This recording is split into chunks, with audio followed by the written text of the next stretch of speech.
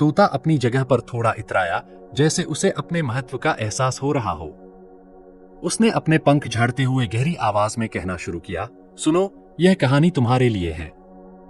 एक बार जंगल में दो पक्षी, मैना और कौआ, एक फल को लेकर झगड़ने लगे।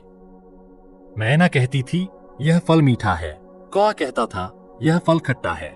दोनों अपनी अपनी बात पर अड़े रहे। उनके झगड़े की आवाज पूरे जंगल में गूंजने लगी। आखिरकार बहस इतनी बढ़ गई कि दोनों पक्षी गुस्से में फल को छोड़कर लड़ने लगे।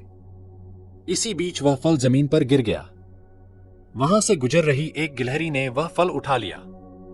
उसने बड़े आराम से फल खाया और चौंकते हुए बोली, यह फल तो मीठा भी है और खट्टा भी। तोता थोड़ी देर चुप रहा, फिर बोला, समस्या यह नहीं थी कि फल मीठा था या खट्टा। असली समस्या यह थी कि मैना और कौआ ने एक दूसरे की बात सुनने की कोशिश ही नहीं की। वे अपनी अपनी समझ और स्वाद के आधार पर फैसला सुना रहे थे। लेकिन गिलहरी ने फल का पूरा अनुभव किया और समझा कि दोनों पक्ष सही थे। तोते की आवाज में गहराई थी। उसने सास और बहू की ओर देखते हुए कहा, असल बात यह है कि हम सभी चीजों को अपनी समझ और पसंद से देखते हैं, लेकिन कभी कभी हमें यह भी देखना चाहिए कि दूसरे की बात में क्या सच्चाई है।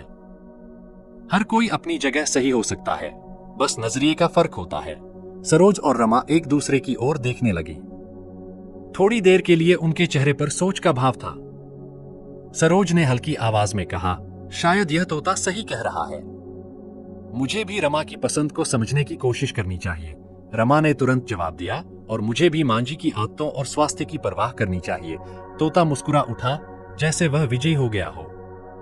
उसने धीरे से कहा, देखा, झगड़े सुलझाने का तरीका समझदारी और संवाद से ही आता है।